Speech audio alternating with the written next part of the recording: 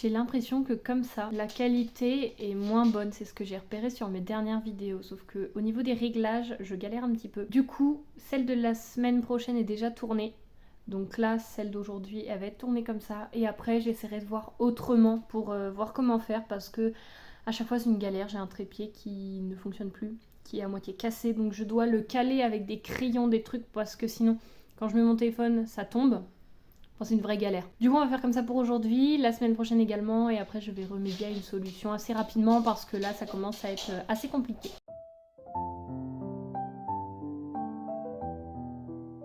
Salut, j'espère que vous allez bien. Je suis ravie aujourd'hui de vous retrouver pour une nouvelle vidéo, une vidéo que vous m'avez demandé, c'est-à-dire sur des recommandations de fantasy, fantastique, imaginaire, afin de se lancer dans cet univers-là. Donc je vais vous présenter aujourd'hui la petite sélection de, à vue de nez, je dirais 10-15 livres que je vous ai choisis. J'ai choisi des one-shots, des sagas également, et j'ai choisi un petit peu de tous les genres dans la fantasy, c'est bizarre à dire mais vous allez voir, avec de nombreux schémas assez différents les uns des autres, pour vous proposer des choses très différentes, vous faire un petit résumé, et ensuite avec des petits mots-clés que vous puissiez savoir vers quoi vous orienter, en fonction de ce qui vous intéresse ou non. Comme dit précédemment dans la petite intro, j'espère que la qualité ça ne vous gênera pas trop, mais j'ai vu sur mes dernières vidéos que la qualité était légèrement floue un peu au niveau des livres, enfin ça rendait pas quelque chose de très joli, de très qualitatif, donc bon, je vais essayer d'y remédier. En tout cas, on va tout de suite commencer avec cette petite sélection que je vous ai fait pour vous présenter différents livres. N'hésitez pas s'il y a des livres que je ne cite pas, que vous avez envie de partager, que ce soit dans les commentaires qui sont dans le même thème, voilà, que la fantaisie, l'imaginaire, fantastique, etc. Et en tout cas, pour ma part, on va tout de suite commencer avec un livre que je n'ai pas en ma possession puisque je l'ai prêté, mais j'ai toujours la jaquette. Il s'agit de Sous la porte qui chuchote de T.J. Klune, publié aux éditions de Saxus. Oui, je prends ça pour vous le présenter, ça vous donne au moins une image si vous voulez faire une capture d'écran ou que sais-je. Pour le résumer, c'est tout simplement écrit « Bienvenue dans notre salon de thé, la traversée de Sharon. Le thé y est bien chaud, les scones bien frais et les morts juste de passage. » Donc on y suit tout simplement un personnage qui se nomme Wallace qui va mourir dès le début du livre et en fait on le suit après puisqu'on se rend compte que Wallace n'est pas un personnage qui a été apprécié de son vivant et pour cause nous non plus nous ne l'apprécions pas réellement quand on voit un petit peu quel homme c'est. Et au final on va apprendre un petit peu avec Wallace tout simplement pas à vivre puisque ce sera un petit peu joué sur les mots mais tout simplement après sa mort on peut changer, quelles sont nos différentes missions, comment est-ce que la mort ça se passe. Est-ce que voilà, il y a un entre-deux avant de passer vers cette fameuse lumière, vers cette fameuse porte qui chuchote. Et rien que de vous en parler, ça m'en fait des frissons, mais c'est un livre qui a été absolument magnifique, d'une grande douceur. Effectivement, c'est un livre d'imaginaire, mais c'est un livre sur la mort, mais également sur l'espoir, sur l'humanité, sur le bonheur, sur les choses simples de la vie, sur le fait qu'il faut se consacrer et vraiment se concentrer sur le temps qui passe et vraiment prendre conscience du temps qui passe, vraiment se l'approprier, pouvoir vraiment en profiter tout simplement. Franchement c'est vraiment une histoire que vous entendrez parler de ma part parce qu'il fera partie de mes coups de cœur de l'année, mais c'est vraiment une lecture absolument magnifique, doudou, qui fait du bien, qui nous entraîne, qui nous emmène par la main, les personnages on s'y attache. Moi pour le coup quand j'ai terminé le livre j'ai pleuré parce que j'étais trop triste de quitter les personnages vraiment. Enfin, c'est vraiment une lecture qui pour moi fait partie de mes plus gros coups de cœur en tant que lectrice, donc voilà. Celui-ci, en plus l'écriture est très abordable, donc si vous voulez vous lancer dans l'imaginaire, on n'est pas vraiment dans de la fantaisie, mais on est plus dans de l'imaginaire pour celui-ci. Un roman de fantasy que j'ai depuis hyper longtemps parce que je me souviens, je peux vous dire très exactement, je l'ai lu, normalement si vous connaissez un petit peu vous avez reconnu, mais ce livre en plus a une signification très importante pour moi. Le tome 1, c'est celui que j'ai lu pour le moment, la suite n'est pas sortie mais le tome 1 était juste exceptionnel, c'est un des premiers romans de fantasy que j'ai lu. Il s'agit tout simplement du tome 1 de Moitié d'âme, donc c'est Chronique des 5 trônes, c'est publié aux éditions Gulfstream et c'est écrit par Antelme Hochkorn. Vous voyez, normalement il y a 5 tomes de prévus, force est de constater que le tome 1 est sorti courant 2019-2020, la suite n'est toujours pas sortie. Je sais que j'avais beaucoup aimé celui-ci et en fait on est tout simplement dans un univers où il y a de la magie. donc un mix entre magie et mage, tout simplement, je sais plus trop exactement, mais où on y suit toute une petite troupe de personnages et où la magerie n'obéit qu'à un seul principe, c'est qu'elle ne peut se faire qu'à deux, donc en binôme. On suit Liutgard qui est un personnage qui a fui hors terre, donc c'est un époux qui lui avait été imposé, renonçant ainsi à son pouvoir. Et exilée au nord des terres, elle serait morte sans l'aide des caravaniers et de Rollon, un mage à l'esprit torturé. Et donc ils vont tout simplement pas combattre, mais devoir régler des dettes de vie antérieure. Et donc là on est vraiment dans le thème de l'hiver. C'est ce qu'il faut savoir puisqu'on y combat un esprit de l'hiver ou quelque chose comme ça. Et on y suit un petit peu ces caravaniers en troupe qui se déplacent, qui vont vaincre des petites choses, qui vont faire des petits marchés. C'est vraiment un roman que moi j'avais adoré, qui est très agréable à lire et on est vraiment emporté. Je l'avais eu je crois pour Noël. Je l'ai eu pour Noël, mais du coup est-ce que c'est Noël 2019, Noël 2020 ? Je ne sais plus. Je crois que c'est Noël 2020 parce que je l'ai commencé le jour de Noël, le jour où je l'ai eu. Donc ça doit être, il est sorti courant décembre, novembre 2020 je pense. Celui-ci, si ça peut vous intéresser, sachez qu'il est d'une grande qualité, même si pour le moment la suite n'est pas sortie. Je ne sais pas pourquoi, je ne saurais pas vous dire, mais voilà. On avait entendu pendant un moment que le tome 2 serait bientôt, mais pas d'infos pour le moment. On enchaîne avec un manga en fait, et tout simplement Magica. Donc ici effectivement je vous présente le tome 2 parce que tout simplement j'ai prêté le tome 1 à ma sœur qu'elle n'a toujours pas lu. C'est écrit par Yuzuko Oshimi et c'est publié aux éditions Deluxe. Alors il faut savoir déjà que je trouve la couverture absolument magnifique et à l'intérieur en fait on y suit des petites nouvelles, enfin des petites nouvelles. Ouais, c'est des petites nouvelles, vous voyez, à la couleur très pâle, à la couleur très apaisante, très reposante et très doudou finalement, très, très calme, etc. On a vraiment des couleurs absolument... Enfin moi c'est tout ce que j'aime. À voir si vous, ça peut vous convenir, mais moi c'est vrai que c'est quelque chose que j'aime beaucoup. Et là on est en plein dans tout ce qui va être fantastique, fantasy et imaginaire, mais hors d'un roman. Donc c'est pour ça que je voulais vous présenter ça. Et on y aborde des sujets comme... l'addiction, la nature, les choses essentielles de la vie, mais au travers de petites créatures, de petits animaux, de petites plantes et de petits êtres qui nous emmènent par la main et qui indirectement nous font penser à des thématiques réelles et actuelles, mais sans pour autant nous le décrire explicitement. Donc franchement c'est quelque chose de très agréable à découvrir et tout ça dans un univers absolument très calme, très posé et très apaisant. Un petit peu la période idéale on va dire pour la période de l'automne si vous aimez bien tout ce qui est cosy, ou alors plutôt pour la période hivernale si c'est ce qui vous plaît tout simplement au coin du feu. Ensuite, il y a également les Chroniques de l'érable et du cerisier écrit par Camille Monceau et publié aux éditions Gallimard Jeunesse.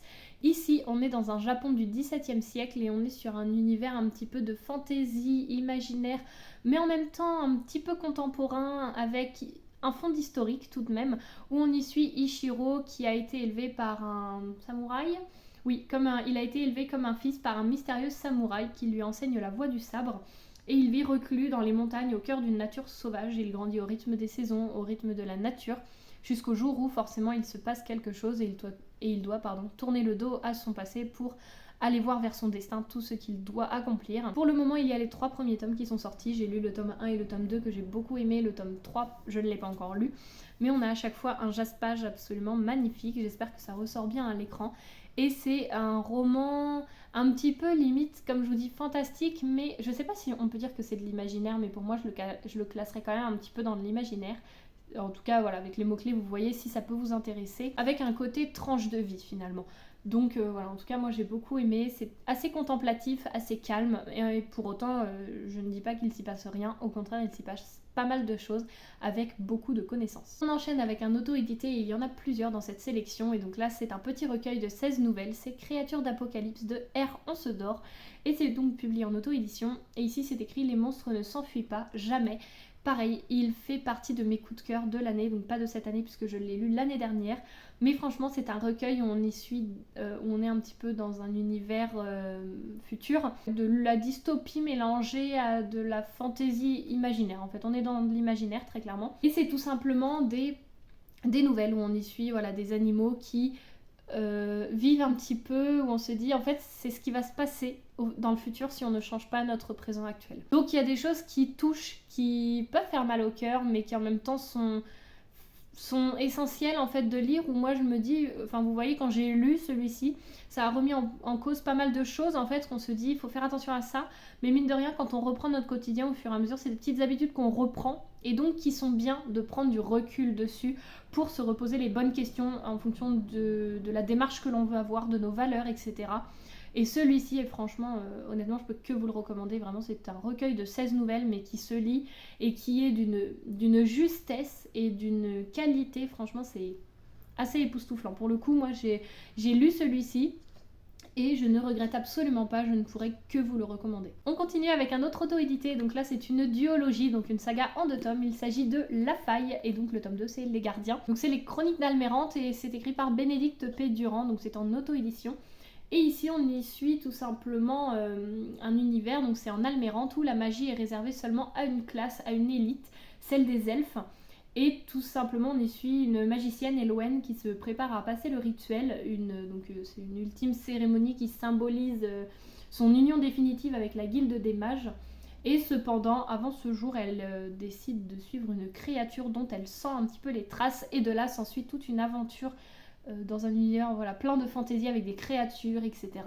C'est une duologie d'une grande qualité. Encore une fois, c'est une saga, mais si vous voulez pas une saga trop longue, celle-ci est en 2 tomes, donc franchement c'est hyper abordable. J'aime beaucoup les couvertures. Et on a des révélations, secrets de famille, secrets de guildes, pas de guildes, vous voyez, on a les trolls, on va avoir les elfes, vous voyez toutes les petites sortes de créatures tout simplement. Qu'est-ce que je peux vous dire d'autre comme mot-clé pour celui-ci? Ça va être fantaisie, créature, imaginaire, on va avoir des liens entre animaux et elfes, humains, tout ça. Si cette saga peut vous intéresser, sachez que c'est vraiment de la fantaisie plutôt adulte, mais elle se laisse très bien aborder pour autant. Et on continue par une saga découverte grâce à Kimi Collection, et il s'agit tout simplement de la saga du Faiseur de Rêves.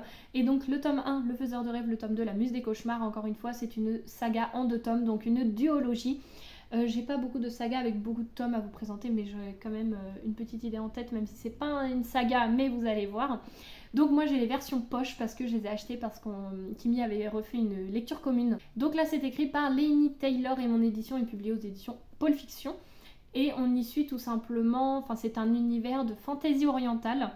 Et là, donc, on y suit Laszlo Lestrange, qui est le bibliothécaire dans le royaume de Zosma. Il tente de percer les mystères de Désolation, donc une ville oubliée, au travers des manuscrits, de plein de choses, on va dire, qui sont écrites dans la bibliothèque. On va dire qu'il se cache au travers de ces bouquins. Il y a des guerriers qui lancent une expédition vers cette fameuse cité, donc la cité de Désolation. Donc le jeune homme, Laszlo, n'hésite pas à les suivre, sauf que tout le monde lui dit écoute, t'as pas la carrure pour, toi tu viens de la bibliothèque, alors reste à ta place. Sauf que lui il se dit si, je veux absolument y aller. Et la question c'est, est-il prêt à affronter les ombres du passé, et qui est la déesse à la peau bleue qui apparaît dans ses rêves? Et on y découvre vraiment un monde où on y suit des chapitres où un coup on va y suivre Laszlo, et un coup on va y suivre d'autres personnages. Et franchement, moi, c'est une duologie que j'ai adorée. C'est les premiers romans de fantaisie orientale que j'ai lus, mais franchement, ça a été des gros coups de cœur. Oui, ils ont fait partie de mes coups de cœur de l'année. En tout cas, voilà, si cette saga vous intéresse, sachez que moi, je les ai pris au format poche parce que, j'ai acheté les deux en même temps pour la lecture commune et je ne voulais pas non plus dépenser trop. Mais ils existent bien entendu au grand format si vous préférez cela. Ensuite, je vais vous présenter un roman, on va dire, du maître de l'horrifique ou de l'angoisse. Je pense que vous connaissez cet auteur, au moins de nom. Même si vous vous lancez dans la littérature, vous le connaissez, c'est obligé. Si je vous parle de son nom, vous ne le connaissez pas, vous vivez dans une grotte.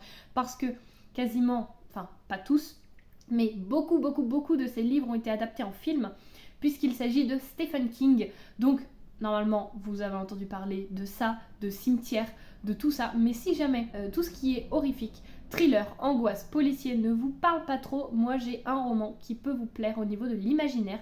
Il y en a sûrement d'autres, mais en plus là c'est tout simplement un petit peu imaginaire, c'est du fantastique imaginaire un petit peu jeune adulte. Il s'agit du livre Les Yeux du Dragon, et il faut savoir que moi c'est le premier que j'ai lu de cet auteur, donc maintenant j'en ai lu plusieurs. D'ailleurs j'hésite à vous faire une vidéo sur les livres que j'ai lus de Stephen King, n'hésitez pas à me dire si ça peut vous intéresser. Ici c'est publié aux éditions Flammarion et on y suit tout simplement un magicien, Flag. Ici, alors je vais vous lire un petit peu le résumé parce que c'est vrai que ça fait un petit moment que je l'ai lu, mais je m'en souviens. Il y a des choses quand même que je m'en souviens, et j'ai lu un roman là il y a pas très longtemps, le plan Cérébrum, que j'ai terminé il y a quelques jours, qui m'ont fait penser à certains extraits de ce livre là. C'est écrit: depuis 4 siècles, Flag le magicien hante le royaume de Delin. Conseiller du trône dans l'ombre, il manipule le pouvoir. À la mort du roi Roland, son fils Peter, brave et courageux, doit lui succéder. Cela pourrait contrarier les sombres projets de Flag, plonger le royaume dans le chaos. Une terrible machination se met alors en route au prix de l'honneur d'un homme. Mais au royaume de Delin, le triomphe du mal n'est pas une fatalité. Pour les mots-clés, je dirais encore une fois fantastique, jeunesse, enfin c'est pas trop jeunesse, c'est plutôt jeune adulte, young adulte, et honnêtement ça se laisse hyper bien aborder. Moi voilà, c'est vraiment le premier que j'ai lu de cet auteur et je n'en suis pas du tout déçue.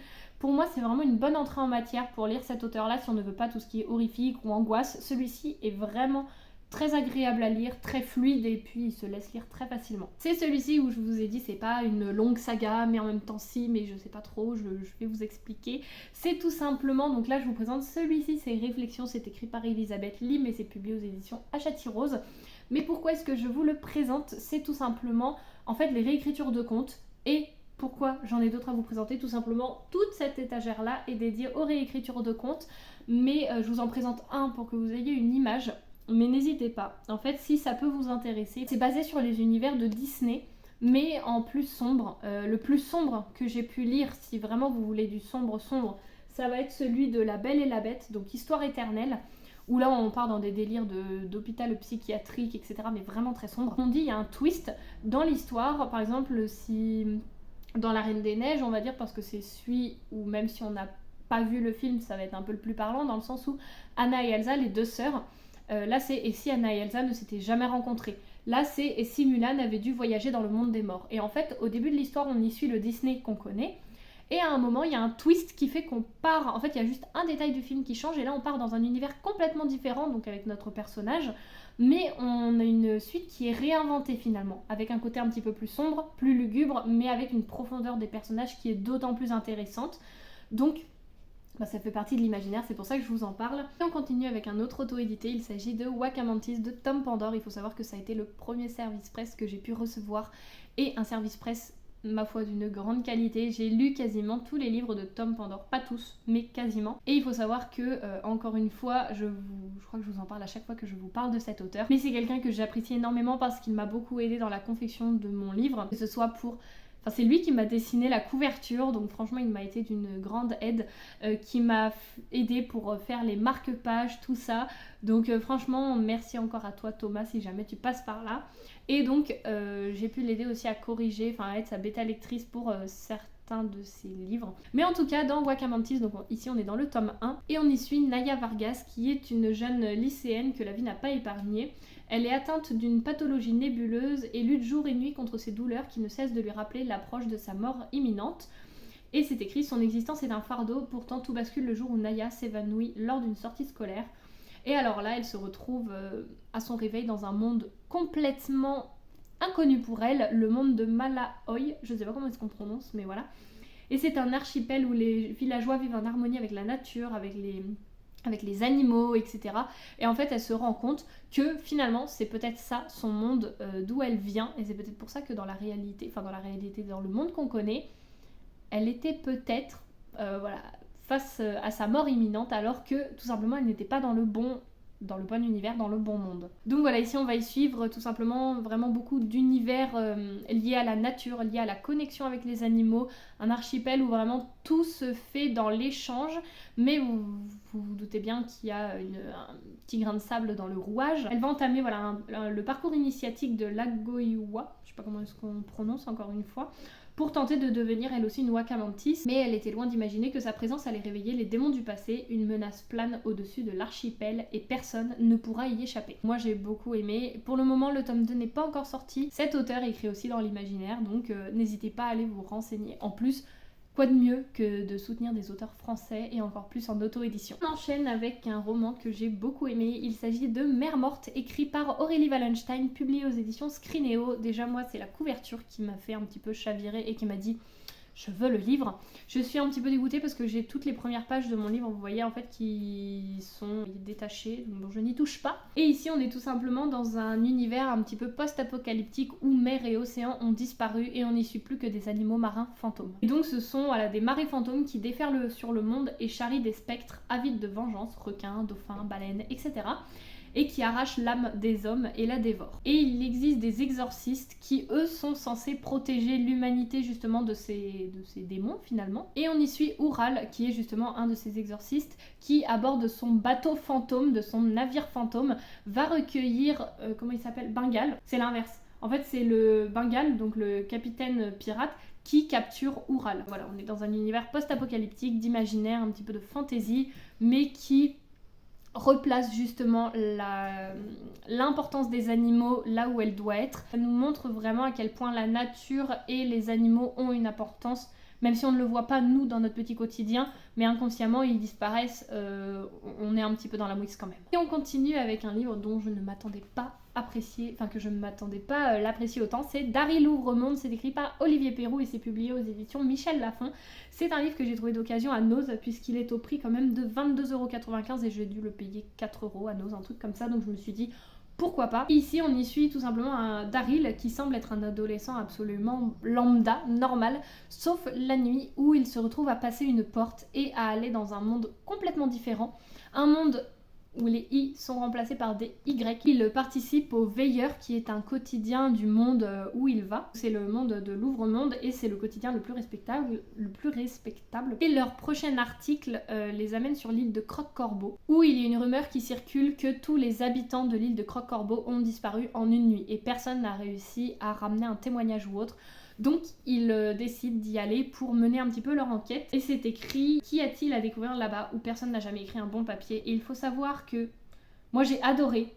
Vraiment, il a fait partie de mes coups de cœur parce qu'en fait on a des illustrations. Alors certes c'est écrit petit mais je l'ai dévoré. J'ai beaucoup aimé. Vous voyez, on a des illustrations qui sont absolument magnifiques. Ça fait un peu steampunk. On a des petites illustrations un peu du journal du veilleur.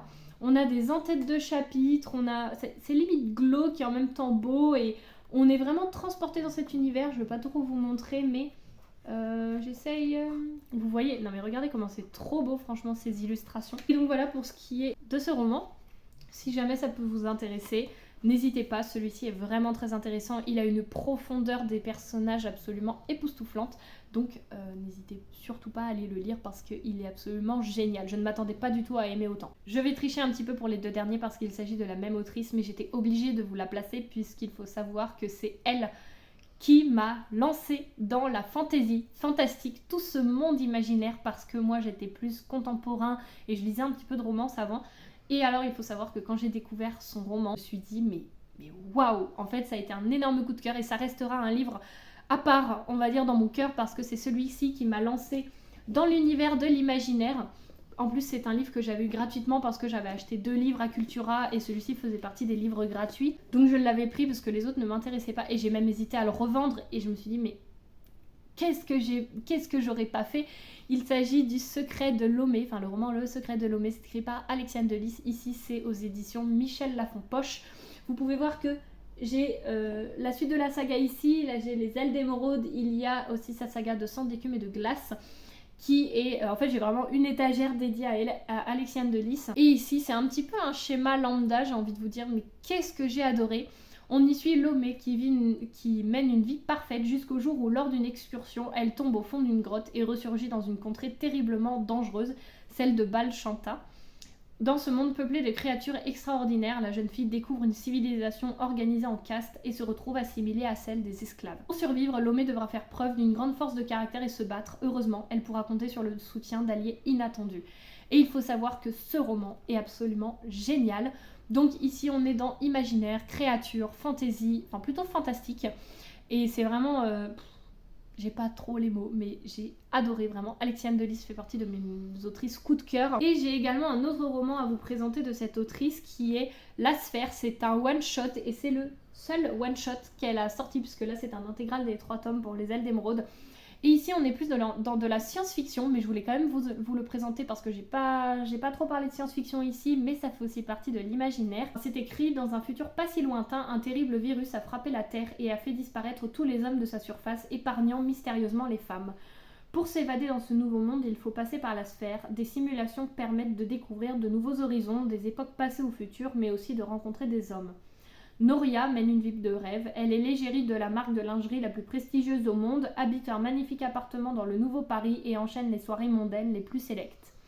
Quand elle se laisse entraîner par sa meilleure amie dans une simulation proposée par la sphère, elle est bien loin de se douter que sa vie parfaite est sur le point d'être bouleversée à jamais. Il y a une petite phrase d'accroche qui est « Existe-t-il une frontière entre l'imaginaire et le réel ?» Franchement, mais waouh, quel univers Alexiane Delis nous a créé ici, avec une révélation à la fin où je me dis mais pour le coup il y a des romans où je me souviens pas trop de la fin, je me souviens pas trop de l'histoire, mais celui-ci reste ancré et il restera ancré. C'est exceptionnel, on y voyage vraiment avec Noria dans cet univers science-fiction un petit peu futuriste, où on est vraiment dans ce truc d'une sphère de simulation, où on se dit finalement, est-ce que c'est vraiment qu'une simulation, ou est-ce que c'est la barrière avec la réalité, et voilà, c'est un peu flou. On a vraiment des choses où on se dit c'est pas vrai, c'est pas vrai, c'est pas vrai, mais ça nous fait stresser pour autant parce que finalement on se dit mais peut-être que c'est quand même vrai. Et ici vraiment c'est, encore une fois on a fantômes du passé, on a des révélations, on a des complots, on a des liens, c'est un roman qui est absolument fantastique. C'est son premier roman de science-fiction à Alexiane Delis. Et moi, c'est vraiment un roman de science-fiction que j'ai beaucoup aimé. En plus, j'aime beaucoup la couverture. Encore une fois, elle a été faite par Tiffs. Donc voilà pour ce qui est de cette vidéo. D'habitude, je vous prends les livres pour vous les montrer. Là, je ne peux pas prendre toute la pile. Ce n'est juste pas possible. Rien que pour la miniature, j'en ai pris quasiment que la moitié parce que c'est beaucoup trop lourd et j'ai mon chien sur moi. Donc ça va pas être possible. En tout cas, j'espère que cette vidéo vous aura plu, vous aura donné quelques idées et vous aura inspiré pour lire dans de l'univers de fantasy fantastique ou imaginaire, mais également science-fiction, dystopie, etc.